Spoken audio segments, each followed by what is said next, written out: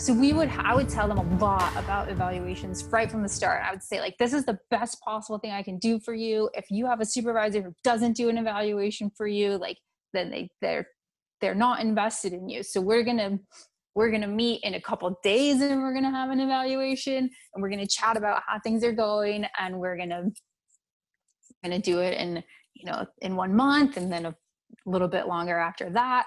I think just prepping them for, like, this is nothing to be scared of, this evaluation. We want to talk about these things, and you want somebody to tell you, like, hey, like, how's it going?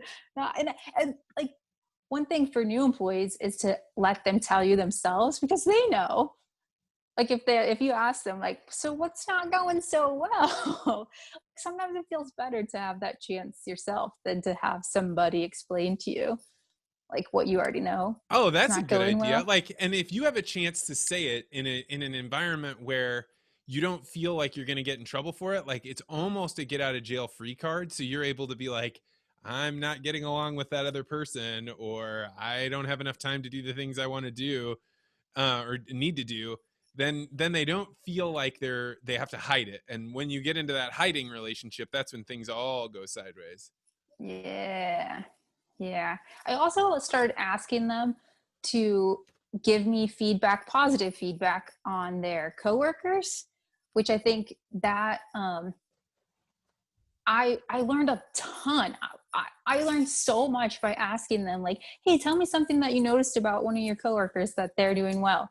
I noticed that I was giving the wrong people credit for things and nobody was saying anything. You just assume, like, the person who always takes care of stuff is the one who took care of it. And there's just so much as a supervisor that you don't see happening. Like, and you just wouldn't. So they have a chance to say, like, hey, like, so and so totally took care of this and it was awesome. And then when you give them that feedback, it feels really good. Like, if somebody says, like, hey Vance, I was just talking to one of your coworkers yesterday and they know, they like said this, that you totally took care of this, and they did a great job. You feel like, really? I didn't even know they noticed that. Yeah, and then you can integrate it into who you are, right? Like when you start saying like, "Oh, that little thing that I did, maybe it was an accident or maybe it just kind of happened that way." Now all of a sudden you can be like, "Oh, that was so worth it." And nom nom nom, it feels so good to get these compliments. Yeah. Nom nom nom, how can I get more? I know. So I have this Articulate Ventures network. So some of the people that listen to the podcast, they join this network, and one of the things that we started doing is a speaking gym. So once a week, a group of people get together, and two people give a talk, and two people give feedback, and they vote on who gave the best talk and who did feedback, and then we do kind of off the cuff answers or questions. And so it's a little bit like Toastmasters, but it's in this digital domain. And you can also, when you're giving feedback, comment on the content of what they're talking about, which is a little bit different, right?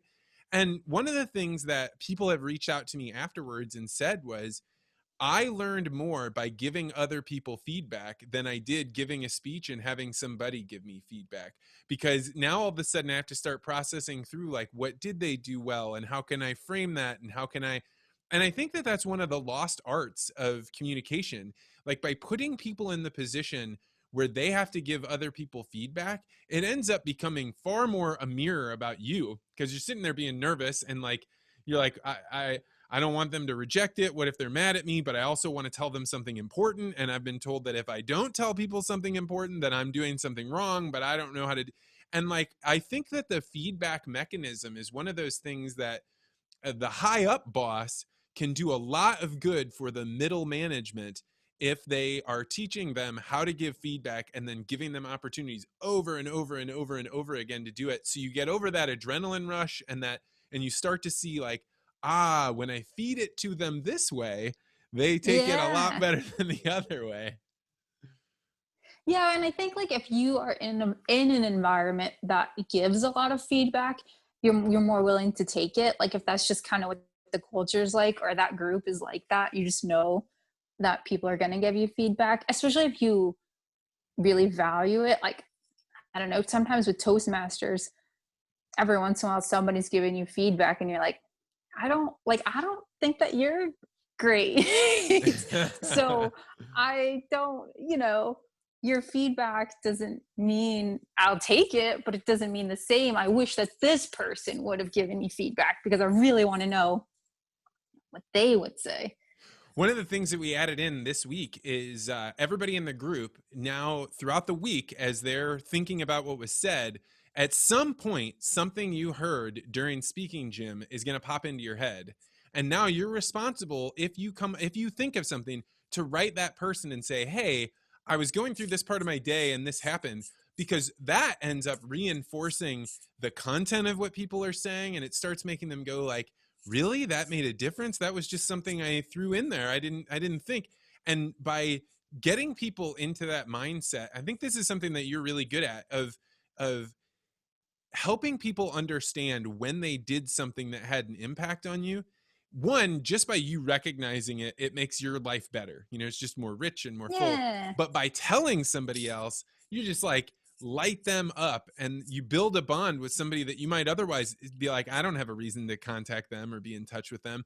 And then that relationship can start building and developing in really fascinating ways.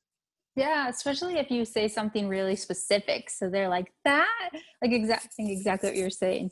And I think that you're on to something about like just doing it automatically, because we can kind of, I don't know, you have an idea and it feels like you've already done it. Like, oh, I should really tell that person how great they were. Good for me for thinking about that. But then you didn't do it.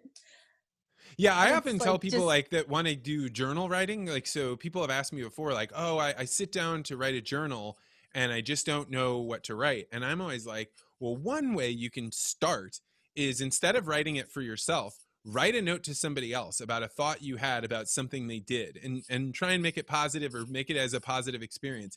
If you do that a few times, and I often will write letters and take photographs of them, and then later I come yeah. back and I read the photograph letter, and it is just as good as any journal entry, because the thing that I'm expressing to them was something that I felt inside of me. And I think people oftentimes, when they're doing something for other people, it doesn't feel as like stultifying. It doesn't paralyze you, like when you're sitting at a blank page where you're like, I don't know, if I write this, am I going to want to read it in 20 years? Probably not. I guess I'll just quit.